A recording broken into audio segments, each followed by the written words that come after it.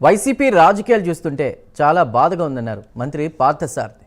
రాజకీయాలు హుందాగా ఉండాలని, విధ్వంసకర రీతిలో చేయకూడదని హితవు పలికారు. జగన్ మాటల్లో అసహనం కనిపిస్తోందన్నారు. కూటమి పాలనతో కక్ష సాధింపు రాజకీయాలు ఉండవన్న మంత్రి సీఎం చంద్రబాబుపై నోరు పారేసుకుంటూ జగన్ రాక్షసానందం పొందుతున్నారని ఆగ్రహం వ్యక్తం చేశారు. తప్పు చేసిన వైసీపీ నేతలపై చట్టపరంగా చర్యలు ఉంటాయని అన్నారు. ఈరోజు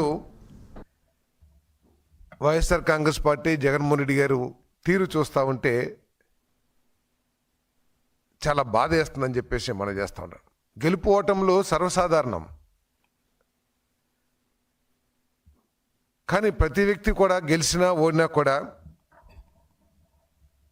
నైతిక రాజకీయాలు, హుందా రాజకీయాలు చేయాల్సిన బాధ్యత ప్రతి రాజకీయ నాయకుడి మీద కూడా ఉంటుందని చెప్పేసి నేను భావిస్తూ ఉన్నాను. బహుశా వై నాట్ 175 నుంచి 11 స్థానాలకి పడిపోవటం మూలంగా ఆయన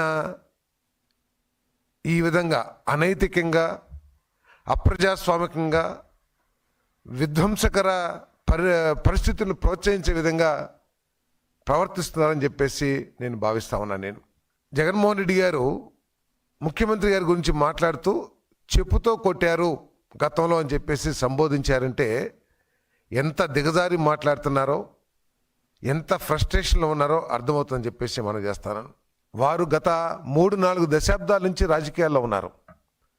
ఈ 3-4 దశాబ్దాల్లో 2 దశాబ్దాలు చంద్రబాబు నాయుడు గారు ముఖ్యమంత్రిగా ఉన్నారు. ఈ రోజు కూడా ఆయన కక్షపూరిత రాజకీయాన్ని ఎప్పుడు కూడా చేయలేదని చెప్పేసి మనం చేస్తాను నేను.